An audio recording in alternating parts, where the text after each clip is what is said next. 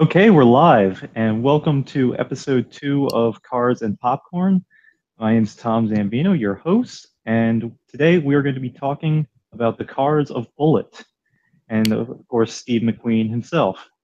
In here, we try to talk about the cars and car guys of movies and TV shows picked by my guests. Which today I'm very happy to have my guest Billy Pollihan. Billy, how's it going?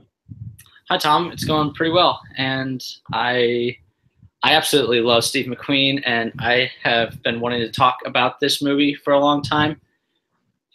Bullitt is very underappreciated, and yeah, I'm glad that I can finally have a podcast to talk about awesome car stuff because I'm more into cars because of my grandpa now, and yeah, I'm very excited to do this.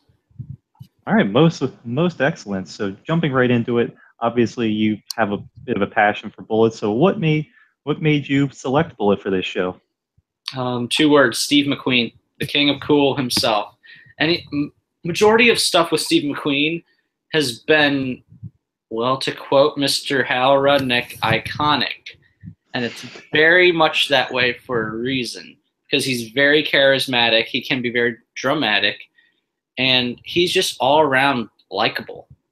And I heard that he did this cop film, which he did a couple of them, but this was probably his best cop film, and it was called Bullitt. And I just kept hearing about, oh my God, they have like the greatest car chase of all time. And I was like, oh, okay, then I'll watch it. And then I watched it, and yeah, I've seen it a couple more times since, and it still very much holds up. Yeah, I think so too. It's considered one of the greatest car movies of all time, and mostly because of that iconic car chase. So I think I know the answer, but I have to ask this anyway. What's your favorite part of Bullitt, and what's your favorite car from Bullitt? The favorite car, bleh, the favorite part is the car chase scene, and that is just unbelievable. I had never seen. That's like old Hollywood car chase scenes, like how they used to make them, and they were great. And the best car is his Mustang. I mean, that thing is powerful, fast, We and can see it here. yeah, yeah, you're looking at it right now. It's good color, and it's in relatively good shape. That would also sell for quite a bit of money. Yeah, and it's funny you mentioned the color because basically ever since this movie, that color has been Bullitt green. It's ever since I forget what the color name was originally, but when it came out, the Bullitt Mustang in 2001, that was called Bullitt Green, and we show the Bullitt edition right here. And basically, everybody thinks of that as the Bullitt car. Yeah, and there's just something very appealing about it, just like Steve McQueen, that really fits him, and it actually fits his character in the film a little bit more, just because he's he's just a cop really determined to get to the bottom of this bad situation that has been put upon him. And yeah, he's just very cool under pressure, which as a cop you have to be very calm under pressure, or at least appear that way. And you got to have a good set of wheels if you want to take down the bad guys. It's funny that your favorite car is the Mustang because we're going to jump right into the chase scene here. My favorite was the Charger. I've always kind of been a classic Mopar guy, so the 68, 69 Charger is just absolutely beautiful to me. And let me pull it up. It was faster than the Mustang. It looked better to me, and it was for that Charger they didn't have to modify the engine like they did for the Mustang. They obviously had to modify the suspension and chassis, but they did not have to modify the engine to withstand the tortures of that scene.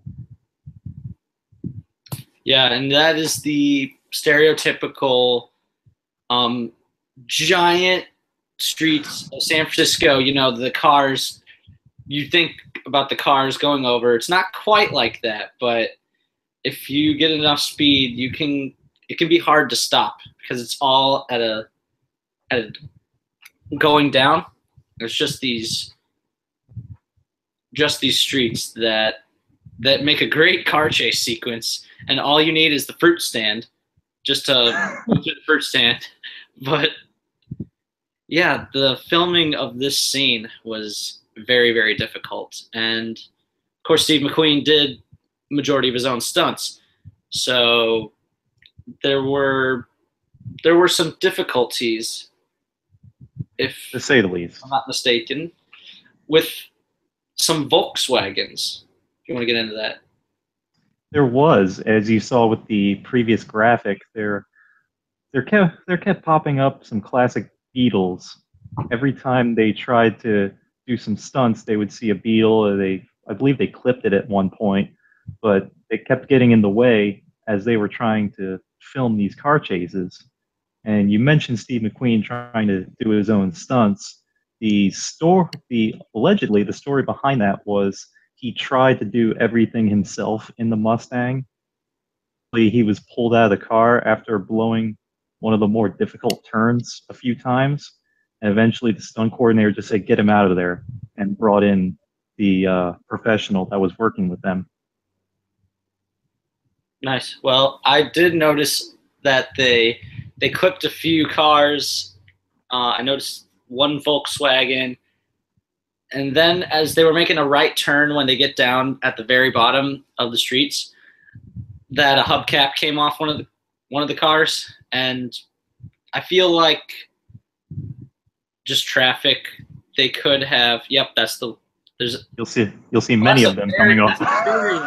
That's the very end with the amazing car flip of the Charger, and both hubcaps come off, and an amazing explosion that I'm sure Michael Bay must have watched as a kid and was just like, yes, that. It's also super dark as well because you actually, spoiler alert, if you have not seen Bullitt, I'm going to do the arm thing just to tell you, if you do not want this spoiled, go away right now or mute the audio. The guys in there, they burn alive. And I mean, they're just knocked unconscious or something, and then you see them burning. And I was surprised the first time I saw that. I was like, oh, I'm sure they're just gonna cut it like a long shot and you just see the explosions, because I believe there's 2 or 3 of them. And Yep. yeah, there's 2 of them and they're great. But then they cut in like a closer shot of the guys in the car to show it's like, yeah, those guys are done. But that car flip was awesome. I mean, it's an adrenaline pumping moment that, you know, you just gotta appreciate the practicality of it, if that is a word. So another fun story about the Mustang McQueen drove in Bullitt. You'll notice, if I can pull it up here, that the Mustang does not have any badges. Now, Billy, I swear it's not a trivia question. Why do you think the Mustang did not have any badges?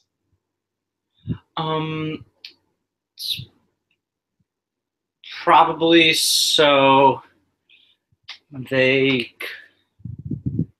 could probably just sell it and then they could get it, or they could probably just use multiple cars. I have honestly no clue, but now that you mention it, the car doesn't have any badges. You're right, that's very unusual.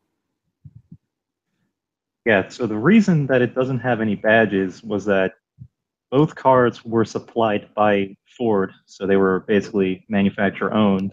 But Ford gave them two different models.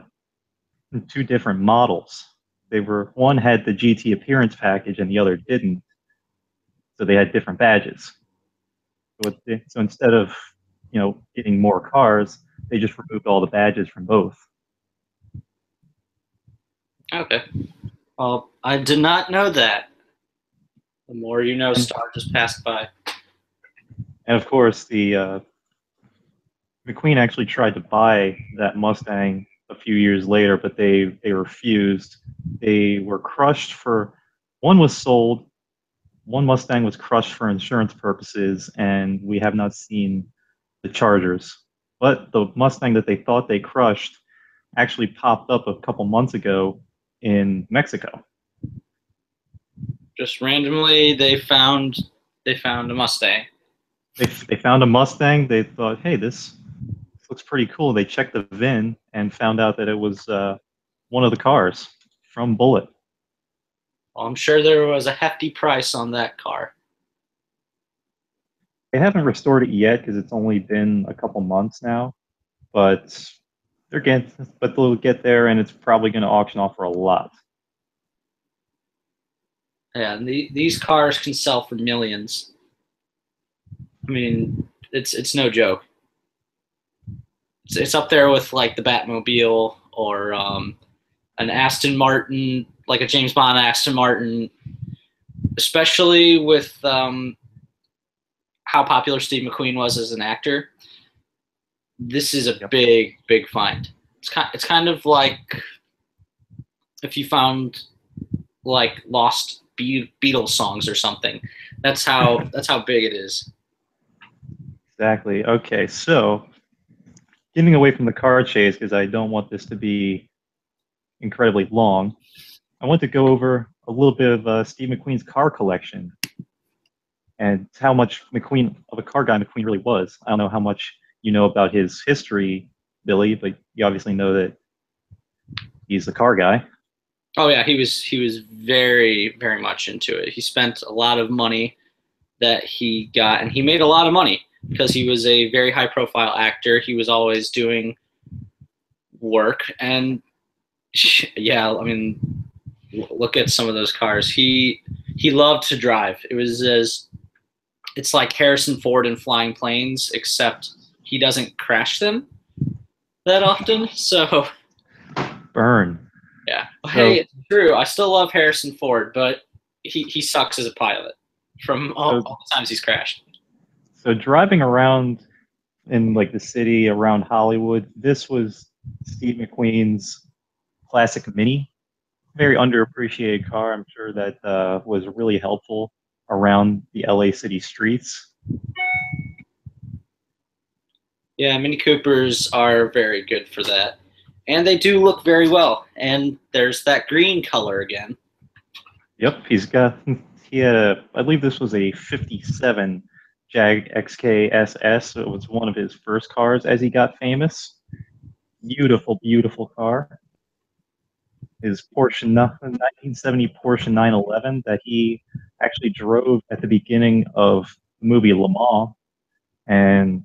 And he actually loved it so much that he offered to buy the very car he drove after the filming had wrapped up.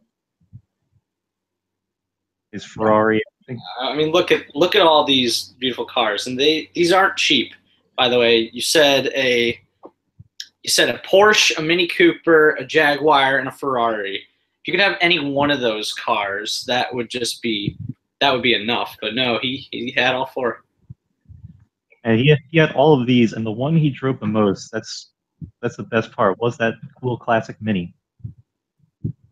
Yeah, I figure because the LA traffic is notoriously terrible, and just it's very hard to get around. So I would think something small, not as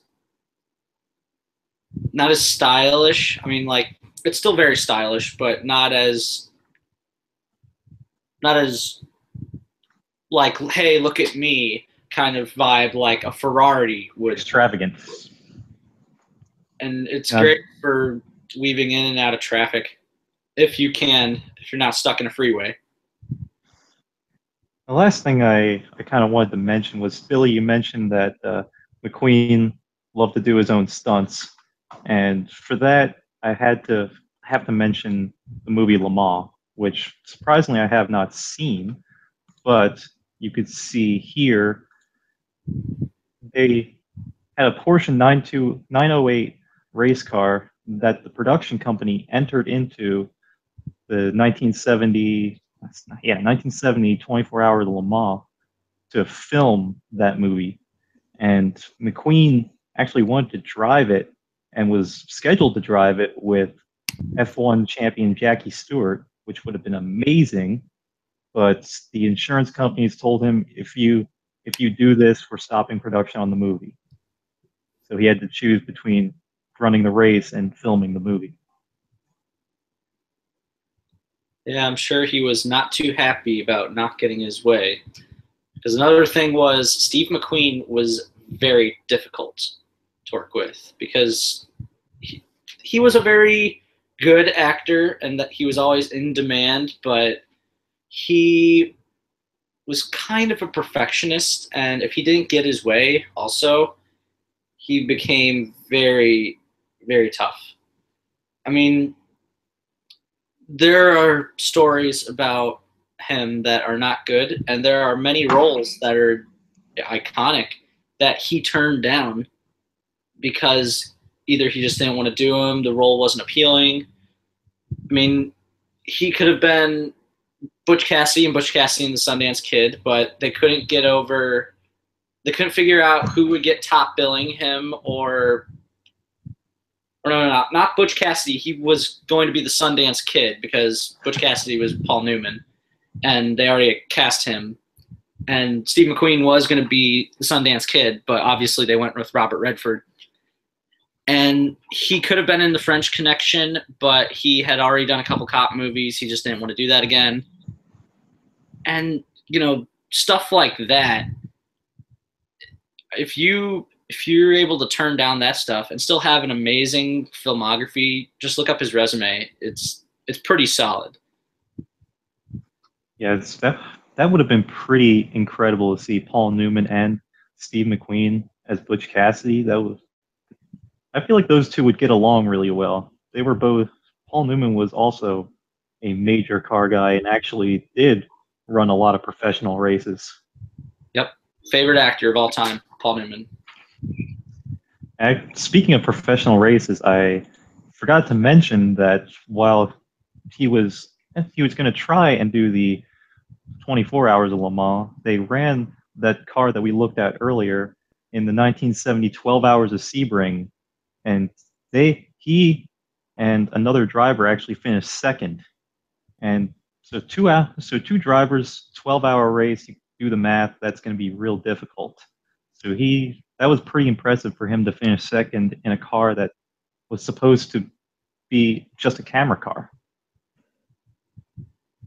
Yeah, shows that he not only had a bunch of cars, he knew how to drive them as well, which that can be very difficult if you don't know, if you don't know the anatomy of a car, then it's much more difficult to race it and figure out what's wrong with it if something goes wrong. And a lot of that is down to things like endurance, which obviously McQueen was a really, really in shape guy. And the other thing is, like you said, kind of knowing enough to give feedback, which is one of the biggest things in racing. Yeah, I mean, you gotta make sure every part of the car is working, because it doesn't matter how small of a problem it is, it can grow into a bigger problem if you do nothing about it. Okay, so we got about 10 minutes to go. So I'm in the process right now of patching in Nolan Billy because he has stepped up to take you on in trivia. A sore mistake, but I appreciate nonetheless. Nolan is one of my best friends now, so it'll be nice. Hopefully, I'm typing this right here. Yeah, and I gotta pitch the general plot of Bullitt to people who haven't seen it. So essentially, there is a witness to a trial that's being kept under protection because he's going to testify against the mob. And one of those is Detective Frank Bullitt, who's played by Steve McQueen. And then obviously something goes wrong and he has to get down to the bottom of it, and the rest would be spoiling the movie, but that's generally the plot of the film. Hi, Nolan. That's a really great story I just jumped in on. Please continue. Yeah, you should probably see the movie and see the King of Cool himself, not Miles Davis, but I thought that was you. Oh, you big. I can't even say the name. I mean, you can if you want, but It's unless you make it show, weird. isn't it? Who says? Well, it would only be weird for you, so. Fair enough. All right. So now that Nolan's in, I can actually jump into two-man trivia. So after the first round of trivia, Bill only got one right, so kind of a low bar to clear here. So throughout the season, we'll do trivia at the end of every episode. If anyone gets 5 out of 5, I'll ask 5 questions to everyone. Anyone gets 5 out of 5, I will send you a model car, a little small model car. Haven't decided what yet. I'll probably buy it on the fly, but A Hot Wheels. sure. Yeah, we get Hot Wheels. All right. Question number 1. Since Nolan was bold enough to step up, I'll ask him first. So, Bullitt was the 5th highest grossing film in 1968. What was the highest? Shit. 68.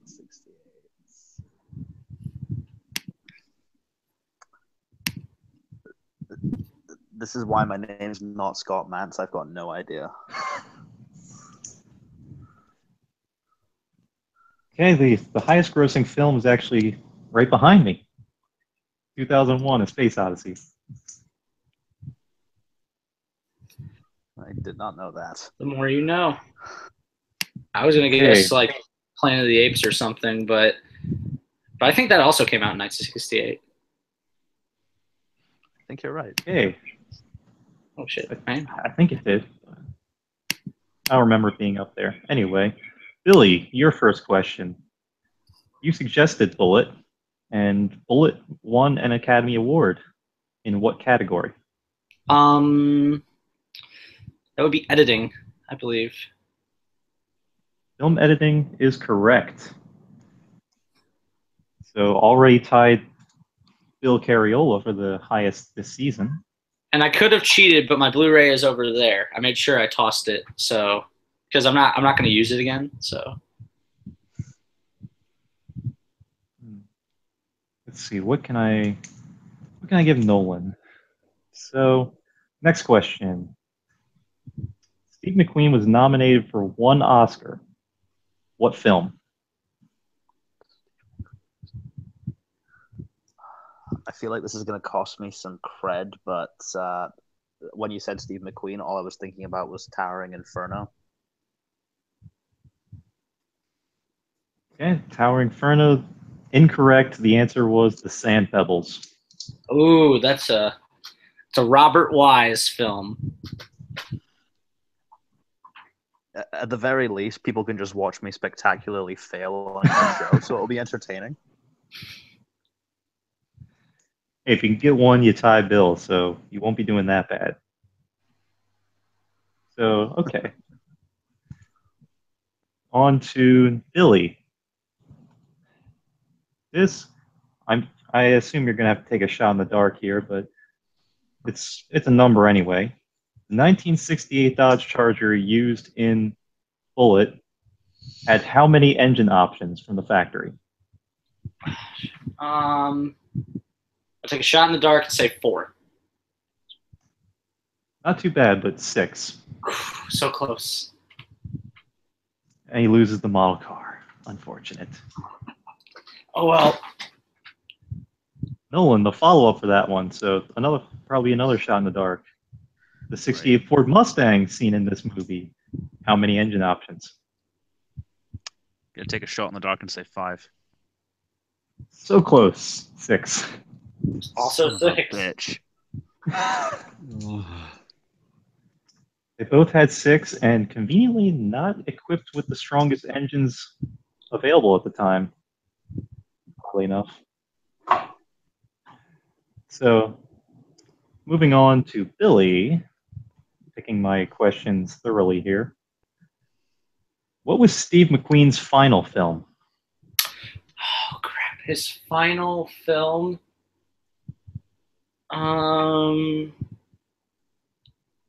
I just looked this up the other day. I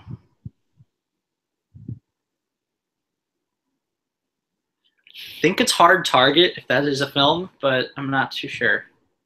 I'll go with it. Answer was The Hunter. The Hunter. I knew it had an H in it. Okay. Also, I'm pretty sure Hard Target is a 90s movie, but I'm not certain.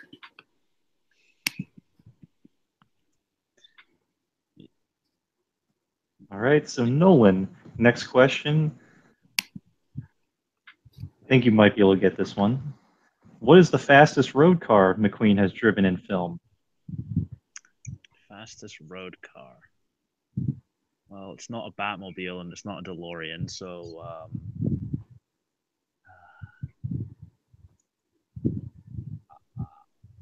I'm just gonna take another shot in the dark. I'm gonna say some kind of Shelby.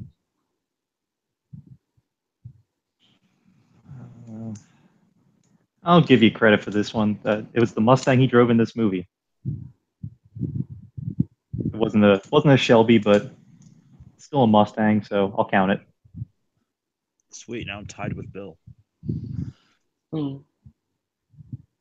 Billy. So I think, Billy, since you've seen the movie, you'll be able to get this one pretty easily. What Godfather actor made a cameo as a very knowledgeable taxi driver? That would be Robert Duvall. Instantly correct, yes. Yeah, it's a blink and you'll miss it kind of role, but it's like, oh, hey, there's Robert Duvall. Can you judge Ironically, him on that performance? It's very, very small but very important role. Yeah, not as good as, like, let's say The Godfather or something like that, but you know, it's still Robert Duvall, man. All right, so final question for Nolan. This is more of a have you been paying attention question. Steve McQueen was not allowed to run a 24-hour race because he was filming what movie? This is what I get for tuning in late. Okay. Can I say Towering Inferno again? That's technically a movie he's been in, so that would count. But unfortunately, no, that was the movie Le Mans.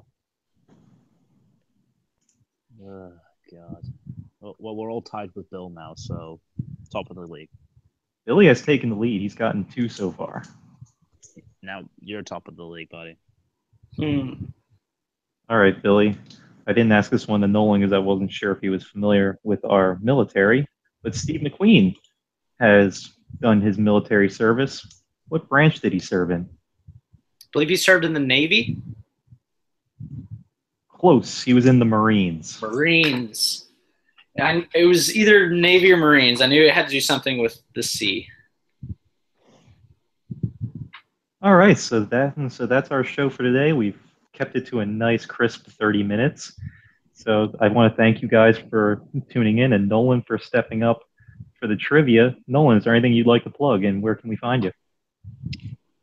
Find me at NolanDean27. Go check out my Jaws essay that's now like at 730 views, and I just posted a new one about the Flash. I'm sure Billy's gonna like that, and the show you're doing is great, man. Keep it up. I'm gonna tune in next week for sure. All right, thanks. Appreciate that, man. And Billy, where can we find you, and got anything to plug? You can find me at BBusterBill on Twitter, all B's capitalized. You can find me on Instagram. I believe it's just my name. No, it's Blockbuster Bill, except nothing capitalized. You can just find me on Twitter.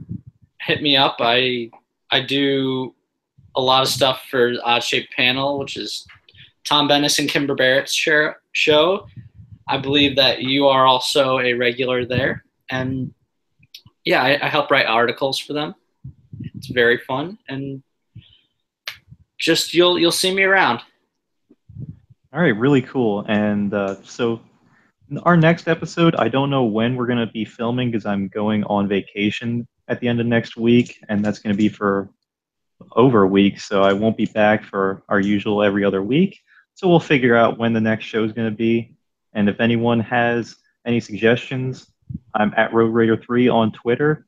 So tweet at me. Any suggestions, we'll set up something and bring you on the show. Thanks everybody for joining.